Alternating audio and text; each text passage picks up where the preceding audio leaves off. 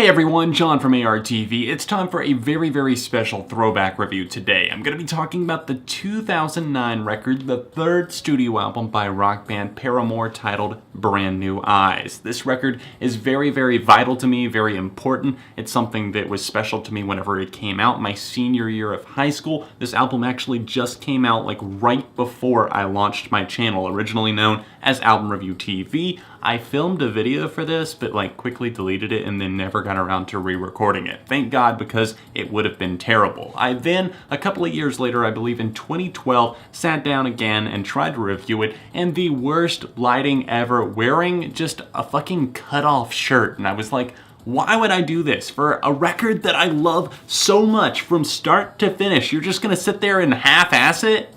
John from 5 years ago, you piss me off sometimes going back and watching these old videos. Anyways, I can't wait to do this review, hopefully justice, where I can at least expand on my thoughts in detail a little bit more, break down why this album works just perfectly from start to finish, and why it still means so much to me years later. In fact, I'd say it's only gotten better with time, as I've come to understand more about the band and what the lyrics could mean and actually do mean in certain scenarios. I'm sure you're all pretty familiar with the highly publicized drama between Josh and Zach Farro departing from the band after the Brand New Eyes era. This happened in December 2010, at least that's when it went public, with Josh Farro posting that nasty, scathing blog post that really just tore Hayley Williams and the rest of Paramore down. They went through this transition period after this record came out, but obviously leading up to that, there were tensions within the band, and this was met head-on, like you can see in the lead single, Ignorance. The music video is the walls literally closing in, them feeling trapped,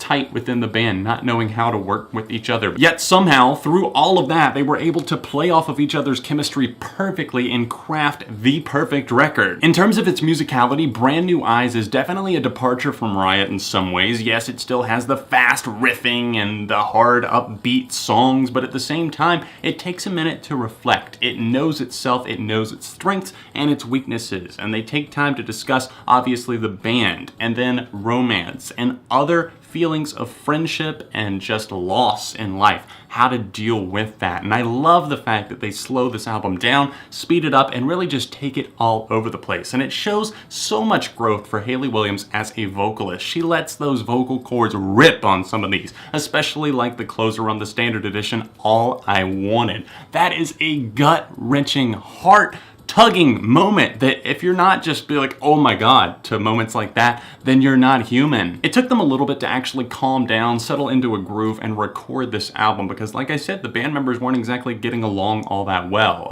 Josh Farro being the most prominent of those, seeming like he hated Hayley Williams and what she had done to Paramore, or that she was just greedy, wanted to be solo, and that sort of thing. And obviously, I don't think that they still feel this way. Tensions have been smoothed over, and Zach Farro has obviously rejoined the band for their new album After Laughter. For production, they settled on Rob Cavallo, which is an excellent choice, one of my favorite producers, and I didn't know for the longest time that he did produce Brand New Eyes, but considering I'm a huge Green Day fan, he's their longtime collaborator, and he worked with Paramore. Obviously, he's taking their sound to the next level, and what he did here, obviously you have to admire the band's talent, the knack for what they were coming up with, the songwriting skills from Josh, Hayley, and Taylor York. Fantastic. The songs here flow together so well, but are also vastly different, but it's like they're characterized by all flowing out of the same vein. But then you also have to compliment the production, because he didn't just say, let's do Riot Part 2. Let's actually get a little bit deeper with your sound, is what I feel like he said to them. Let's take this to your roots, to your core. Let's bring out the emotion that Hayley's hitting us with in these lyrics, and let's make these some heavyweights. And they succeeded on every damn level. The album opens up with Careful, which definitely sets the tone for what's to come on the rest of this record. It starts off slow with a little bit of a riff and then really breaks into it, some fast-paced drums, and Hayley's vocals really call to mind urgency, something that just demand repeated listens. The truth never set me free, so I'll do it myself. You can't be too careful anymore. And it feels like here she's basically sending out a warning saying nobody can be trusted, not even your friends, not even the people within this band that we we started. Everything is changing and I don't know who to turn to. And those frantic drums just really go along with the vocals oh so perfectly and really sum up what this song is all about. Ignorance is up next, and that is a fantastic single, one of Paramore's best. I love the choppy guitars on this thing and the way that it's so rhythmic and the way that it builds up to that chorus. It feels like it's amplified that much more whenever that finally does hit. But leading up to that, you get the little prelude of Hayley Williams just saying, if I'm a bad person, you don't like me. The way that she styles her vocals, they're so sarcastic, just oozing with rage. The same tricks that once fooled me, they won't get me anymore. If I had $5 every time I heard a one-liner on this record that I wanted to quote or else wanted to tweet out, I do tweet Paramore lyrics probably more often than I should, but at the same time, whenever you have a record like this, there's just so many lines that it's just like, boom, drop the mic, walk away, because she just laid it all down. To the core of who I am as a person, the bottom of my heart, such a special place I have for the song Playing God. It's track 3, and it is one of my favorite songs of all time. It is basically a combination of sarcasm and just venting, and it's something that I feel myself all the time. Fed up with the way that things are. And you're also trying to knock that person off of their high horse. If God's the game that we're playing, well, we must get more acquainted because it has to be so lonely to be the only one who's holy. Basically saying, you think you're so good. You think that you're so pure. You've never done anything wrong. Well, guess what? Take a look in the mirror. This song is kind of more reserved musically. I love that about it though. It's played slowly on the electric guitar, works in some drum rhythms as well, kind of a nice bass groove going in the background here that I really thoroughly am entertained by. It's something that I can come back to over and over again, not just for the lyrics, but the musicality of it as well gets ingrained in your brain permanently. For the longest time, I actually used "It's Just My Humble Opinion," but it's one that I believe in my video description because it's something that it's like obviously people are constantly disagreeing with me, but it's just my humble opinion. It's something that I stand by though, and that line always struck me throughout this entire song and the music video really as well. Hayley seems to be the person who's talking to the rest of the band saying, you think it's this way, but really? Is it really like that? I don't see it that way, because next time you point a finger, I'll point you to the mirror. Basically saying, you think that you might be the problem, you think I might be the problem, we don't know who's the problem, but if you're pointing fingers,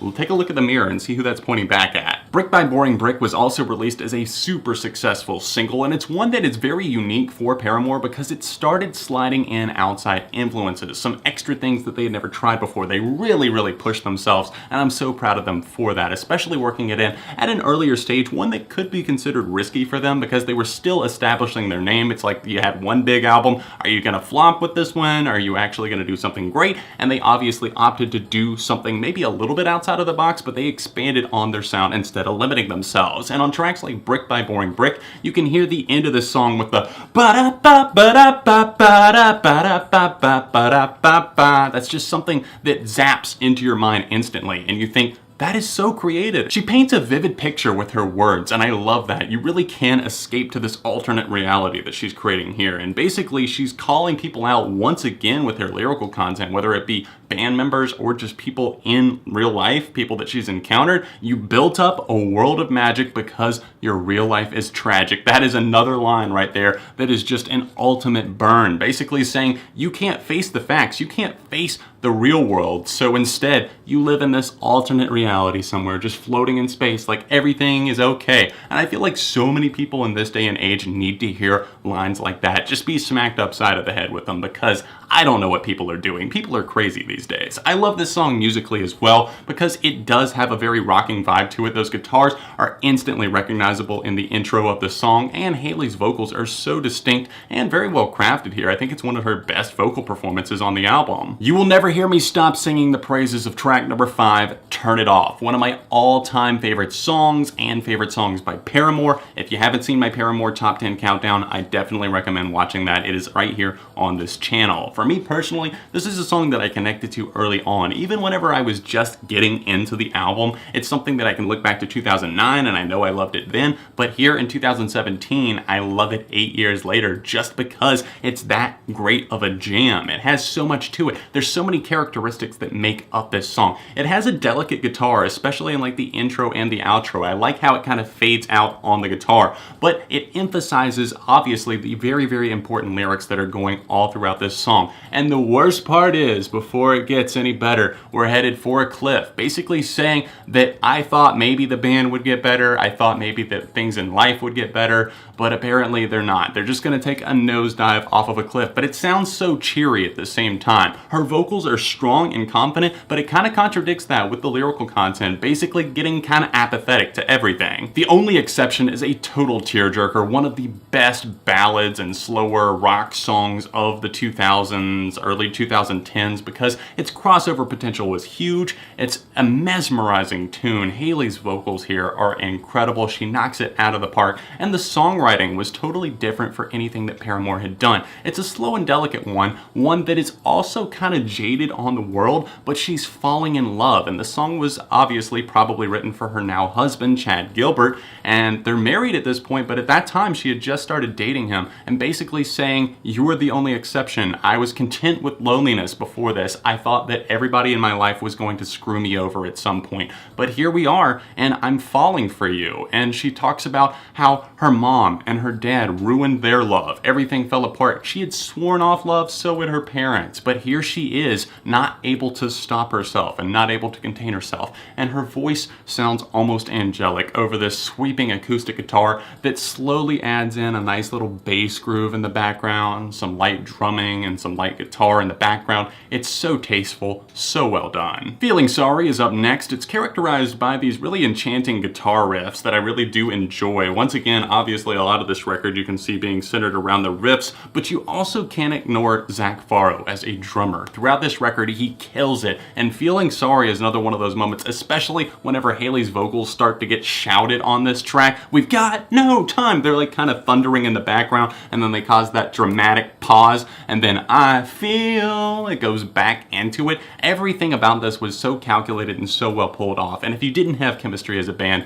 you would not have incredible songs like this. I think track number 8, Looking Up, was crafted at a time period whenever they were having a breakthrough, probably in these sessions, basically saying, I can't believe that we're actually pulling this off. We're actually making an album. We might not be getting along at all outside of these recording sessions, but it's actually coming together and sounding fantastic. And Hayley sings, I can't believe things are looking up, and then as the song goes on, it gets more intense as they start off with this slower guitar. Obviously it's a little bit more like ambient, there's a little bit of reverb placed on it, and then it crashes into it. The song really takes off and gets going, and then finally we get to that part that everybody knows. I can't believe we almost hung it up, whoa, whoa. It's super infectious, catchy, it gets ingrained in your head almost instantly. After a couple of listens, you'll keep wanting to come back to this one because this is such a standout moment here. But she's basically saying, like, I can't believe that Paramore almost wasn't a thing. And you think about it, it's crazy at this point. How many times have they almost had to hang it up as Paramore just because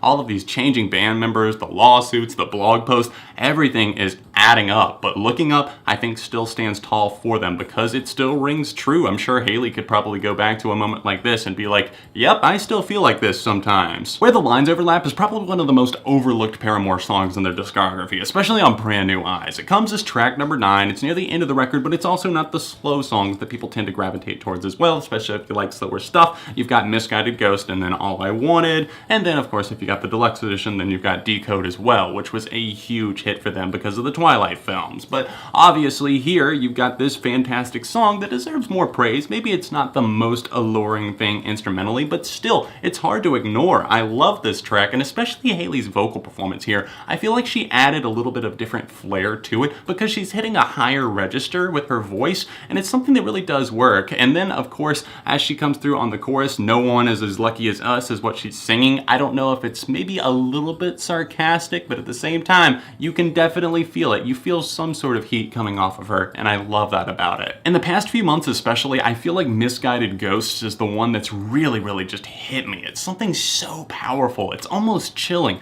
I feel like I could just see Taylor and Haley sitting down performing this song, singing it in like a cold rainy day somewhere, because it fits that mood and that vibe. It's very downtrodden, it's very out there. You can feel the atmosphere and almost the sting that it leaves on you. It's something that just doesn't sit totally well. It's a little bit unsettling, but in the best way. You get into their mind. What's going on here? And this song is very slow, just an acoustic guitar, and it's very skillfully played, if I don't say so myself. It's something that just kind of meanders around in the background, but it's light, but it's not something that you're not going to focus on. That actually steals the show for me sometimes whenever I'm listening to the track. And Haley's vocals aren't over the top because they don't need to be. They're much more muted and minimal to sell the effect of the song. I've talked about All I Wanted a lot of times because it's one that really, like I said, it rips at your heartstrings, and you're just like, oh, Jesus, Haley, it's so good. The vocals on this thing are always what I point to if someone was like, oh, Haley can't sing, oh, she's just auto-tuned. Like a live performance or even the studio version of this, it's just like, hey, listen, give that a listen, and then go back and tell me your precious Adam Levine is better. Let's face it, she wears her heart on her sleeve here, and that's okay because the stakes are high and it pays off. It goes from restrained to just fury as it unleashes during the chorus, as those guitars fluctuate in their intensity, going in and out, especially as the song progresses. It goes from just mainly her at the beginning, and then the guitars kind of chug along in the background, and then it finally builds up to that all-encompassing, all just emotional moment where she sings All I Wanted Was You with really nothing accompanying her in the background of that track, especially as she sings it for like the second or third time, and it's so powerful. It sends a shiver down my spine still to this day. I can't go without mentioning Decode because I love that song so much. It's something that did appear in the Twilight Saga soundtrack, and it's something that does have a super cheesy music video, but the song